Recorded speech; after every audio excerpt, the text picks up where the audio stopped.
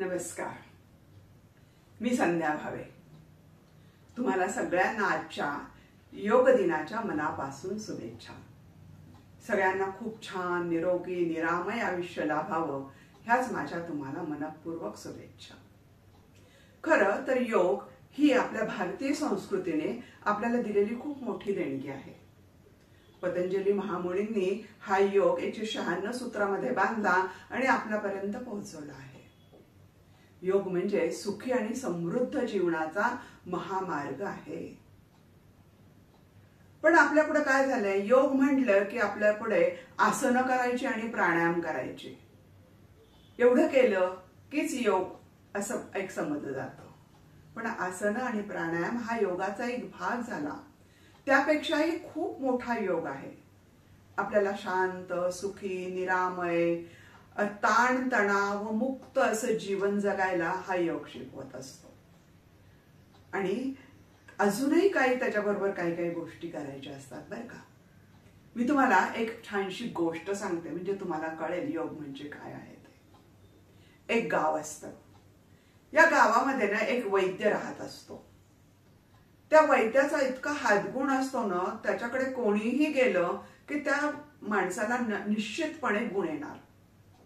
त्यामुळे त्या गावामध्ये कोणी आजारी पडलं, कोणाला काही त्रास झाला तर पटकन तो त्या वैद्याकडे जायचा. वैद्य त्याला एक छानसा औषध द्यायचा. ते औषध घेतला की तो जो आहे तो माणूस एकदम त्याला ठणठणीत बरं वाटायचं. त्यामुळे सगळ्या लोकांचा तो वैद्य एक आधारस्तंभ होता. काही दिवसांनी हा वैद्य जो असतो तो काय होतो, वयस्कर होतो. आणि त्याला वाटतं की आता आपलं काही खरं नाहीये, आपल्याला आता आपलं कार्य संपलंय आणि आपल्याला निजधामाला जायचं आहे. मग तो त्या गावातल्या सगळ्या लोकांना बोलवतो आणि त्यांना सांगतो की आता म्हणे मला माझं जीवन संपत आलेलं आहे. आता मला माझ्या निजधामाला जायचं आहे.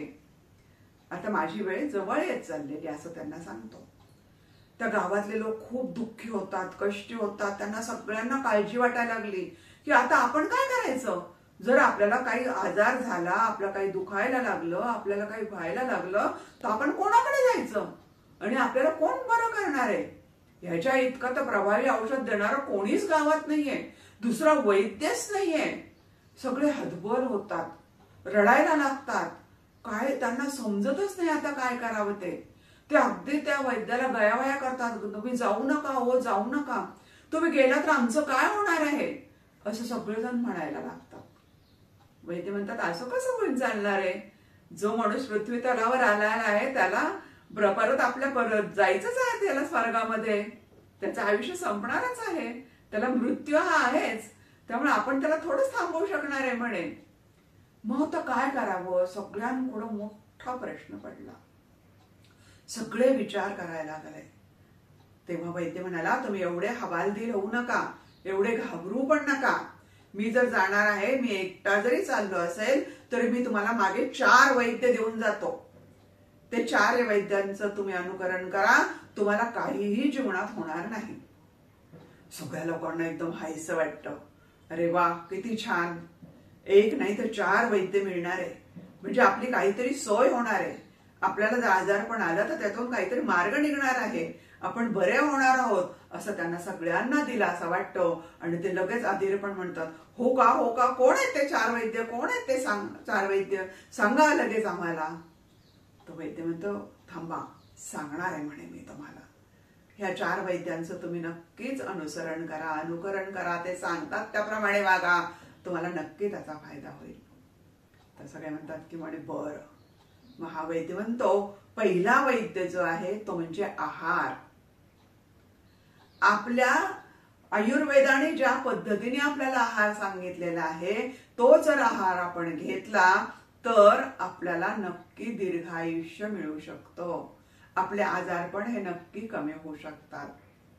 मग आयुर्वेदामध्ये बरंच काही सांगितलेलं आहे की कसं जेवावं, काय जेवावं, केव्हा जेवावं.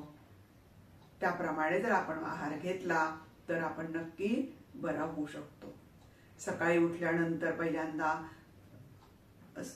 12-12:30 वाजता आपण जेवण करावं. सकाळी थोडासा हलकासा आहार, न्याहारी करावी जर गरज असेल तर.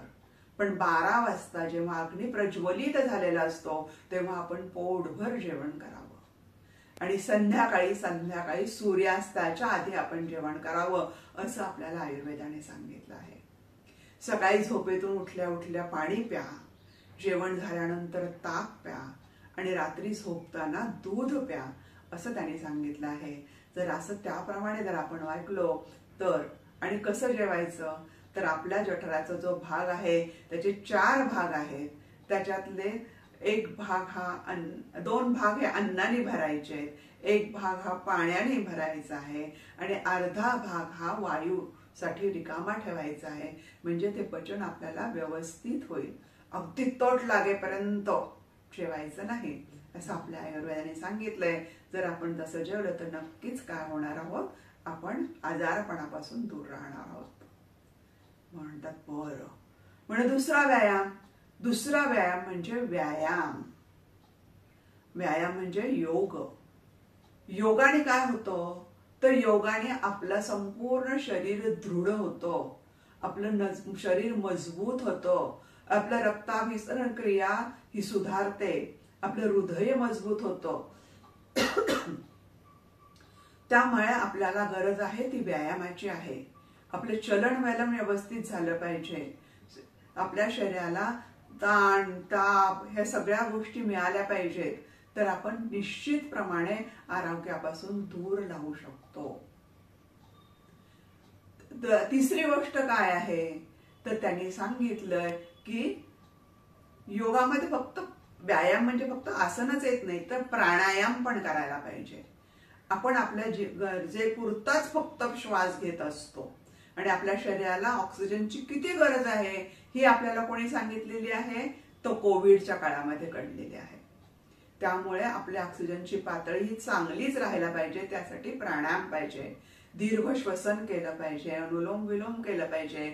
त्यामुळे आपलं आरोग्य वाढतं, आपली रोगप्रतिकार शक्ती वाढते, आपला स्टॅमिना वाढतो, आपली कार्यक्षमता वाढते, आपण दिवसभर उत्साही राहू शकतो. ह्या सगळ्या गोष्टी आपल्याला प्राणायाम मिळतात. त्यासाठी नियमित प्राणायाम करणं सुद्धा गरजेचं आहे.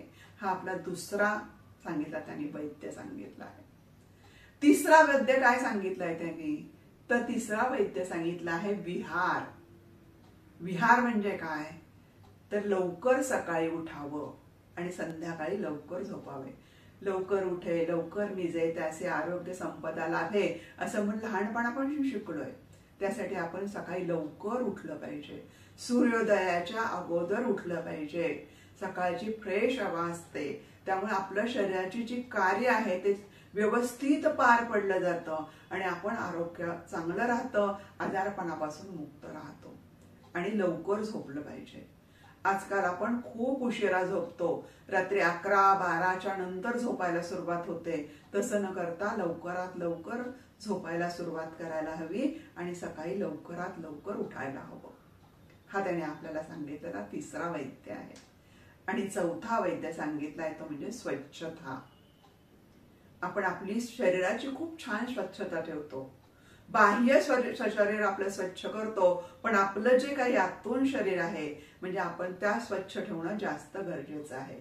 त्यासाठी आपल्याला योगाने काही शुद्धी क्रिया सांगितलेल्या आहेत, जसे कपालभाती आहे, वमन आहे, जलनीती आहे.